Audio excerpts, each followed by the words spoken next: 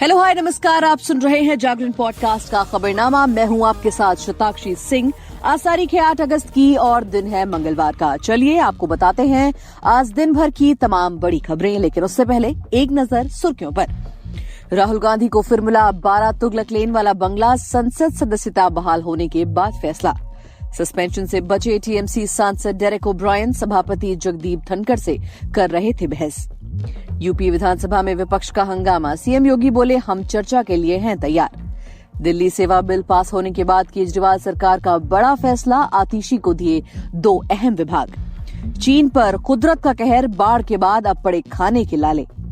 इमरान बोले पुलिस के बिना वारंट गिरफ्तार किया, बुशरा के कमरे में घुसने की कोशिश की। वकील ने कहा खान की बैरक में कीड़े मक्खियां। ब्याज दरों की समीक्षा के लिए आरबीआई एमपीसी की बैठक शुरू, 10 अगस्त को होगा फैसलों का ऐलान। एनएलयू में एडमिशन के लिए आवेदन शुरू, 20 नवंबर को एडमिट कार्ड होंगे जारी।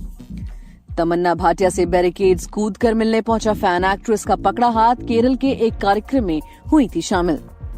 इंडिया वर्सेस वेस्ट इंडीज के बीच तीसरा टी20 आज, भारत के पास सीरीज बचाने का आखिरी मौका। हारे तो विंडीज से 6 साल बाद टी20 सीरीज गंवाएंगे। अब विस्तार से खबरें जान लीजिए। कांग्रेस नेता राहुल गांधी की लोकसभा सदस्यता बहाल होने के एक दिन बाद यानी मंगलवार को उनको पुराना सरकारी बंगला आवंटित हो गया है। हाउसिंग कमेटी ने उन्हें 12 के तुगलक लेन वाला बंगला वापस दे दिया है।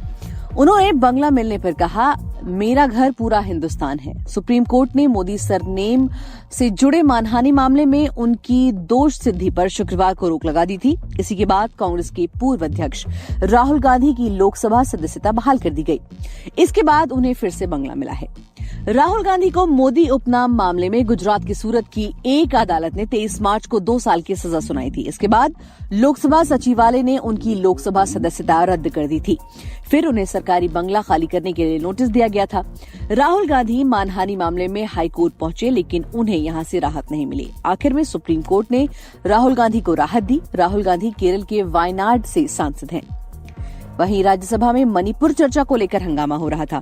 इसी बीच डेरेक ओब्रायन खड़े होकर कहने लगे कि मणिपुर पर चर्चा होनी चाहिए। सभापति ने उन्हें शांत रहने को कहा।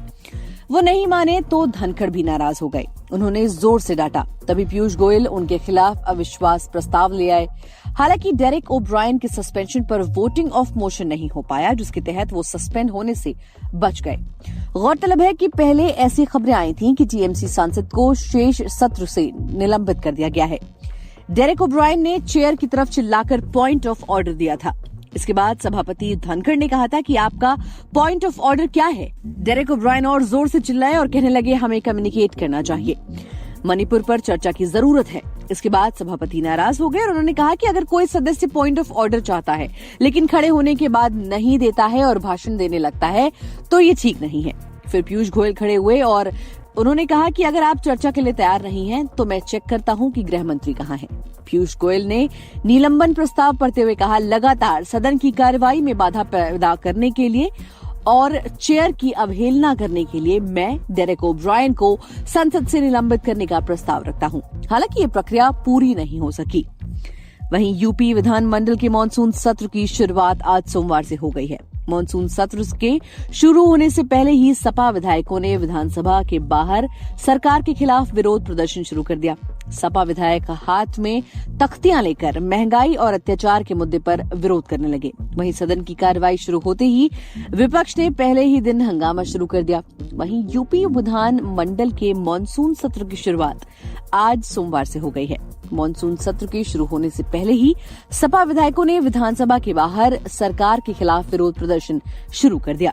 सपा विधायक हाथ में तख्तियां लेकर महंगाई और अत्याचार के मुद्दे पर विरोध करने लगे। वहीं सदन की कार्रवाई शुरू होते ही विपक्ष ने पहले ही दिन हंगामा शुरू कर दिया। इसके अलावा दिल्ली सेवा विधेयक संसद के दोनों सदनों के पास होने के बाद दिल्ली की अरविंद केजरीवाल सरकार ने मंगलवार को बड़ा फैसला लिया। इस फैसले के तहत सीएम अरविंद केजरीवाल ने आतिशी को 2 अहम विभागों की जिम्मेदारी दे दी है। जिन विभागों की जिम्मेदारी दिल्ली के सीएम ने ताजा फैसले के तहत दी है उनमें दिल्ली सेवा और विजिलेंस विभाग शामिल है। सीएम अरविंद केजरीवाल ने 7 अगस्त को दिल्ली सेवा विधेयक राज्यसभा के पास होने के बाद कहा था कि बीजेपी वालों ने देखा है कि आम आदमी पार्टी को राष्ट्रीय राजधानी में हराना बहुत मुश्किल है। लगातार 3 विधानसभा चुनाव और एमसीडी चुनावों में बीजेपी को आम आदमी पार्टी ने करारी शिकस्त दी है। बीजेपी वालों को ये बात का एहसास हो चुका है कि आपको चुनाव में हराना चुनौती भरा काम है। इसीलिए केंद्र ने चोर दरवाजे से दिल्ली सेवा विधेयक पेश कर आप सरकार की राह में बाधाएं खड़ी करने की कोशिश की है। सीएम केजरीवाल ने यह भी कहा था कि पीएम नरेंद्र मोदी को अहंकार हो गया है। उन्होंने बीजेपी को चिताते हुए कहा था कि केंद्र दिल्ली में हस्तक्षेप न करे। विदेश की खबरों की बात करें तो चीन को पिछले कुछ महीनों में एक साथ कई परेशानियों का सामना करना पड़ा है। सबसे पहले बूढ़ी हो रही आबादी ने चीन को परेशान किया।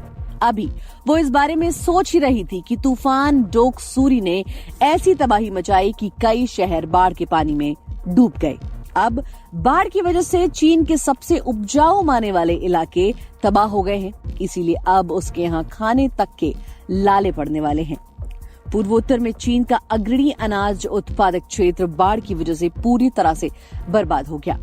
बाढ़ का पानी खेतों में घुस चुका है। तूफान की वजह से आई बाढ़ के चलते 10 लाख लोग विस्थापित हुए हैं, जबकि कम से कम 30 लोगों की मौत हुई है। ये मौतें राजधानी बीजिंग और उससे सटे हेबेई प्रांत में हुई है। वहीं तोशाखाना केस में गिरफ्तार हुए पाकिस्तान के पूर्व प्रधानमंत्री अपना पूरा जीवन जेल में काटने के लिए तैयार हैं। खान के वकील नईम हैदर ने बताया कि सी ग्रेड अटक जेल में रह रहे पूर्व पीएम को बहुत ही बुरी हालत में रखा जा रहा है। उनके सेल में मक्खियां और कीड़े हैं। सोमवार को खान से मिलने के बाद वकील ने बताया कि उनका सेल बहुत छोटा है और उसमें बाथरूम भी खुला हुआ है। नईम ने कहा, पीटीआई चीफ इमरान ने मुझे बताया है कि जब पंजाब पुलिस उन्हें गिरफ्तार करने जमान पार्क पहुंची थी तो उनके पास गिरफ्तारी वारंट नहीं था।